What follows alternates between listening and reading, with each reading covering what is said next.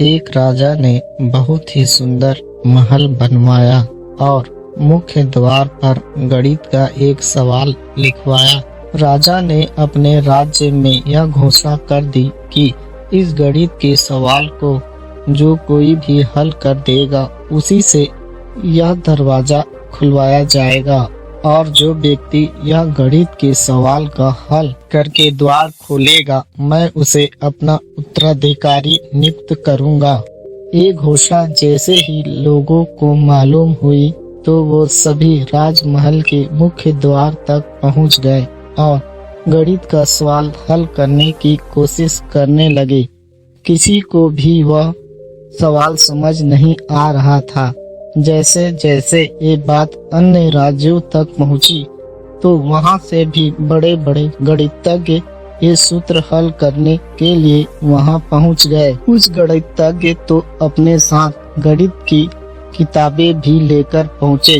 वहां बहुत कोशिश की लेकिन वे भी इस सवाल को हल करने में असमर्थ थे।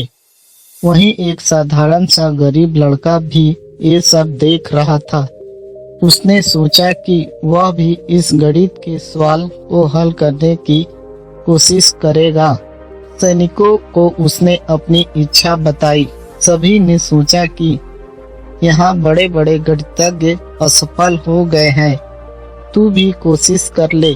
वह लड़का कुछ देर ध्यान में बैठा और आंखें खोलकर दरवाजे की ओर बढ़ने लगा। उसने दरवाजे को हाथ लगाया तो दरवाजा तुरंत ही खुल गया। यह देखकर सभी लोग हैरान हो गए। राजा ने उस लड़के से पूछा कि तुमने ये कैसे कर दिया?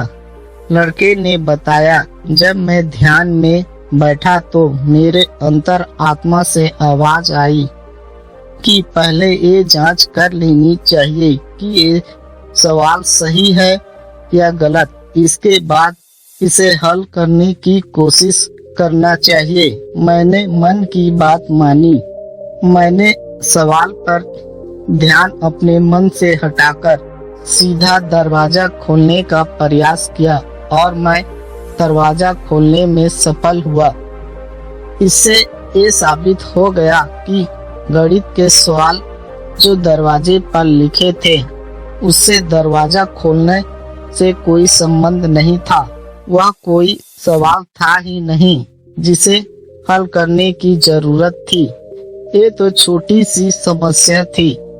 राजा उसकी सोच से प्रसन्न हो गया और उसने अपने राज्य का उत्तराधिकारी बना दिया। दोस्तों, हमारे जीवन में भी कई बार कोई समस्या छोटी सी होती है और हम विचारों में उसे बड़ा बना लेते हैं। राजा ने मुख्य द्वार पर गलत सवाल लिखा था। सभी ने उसे बड़ी परेशानी मान ली और उसे हल करने की कोशिश करने लगे।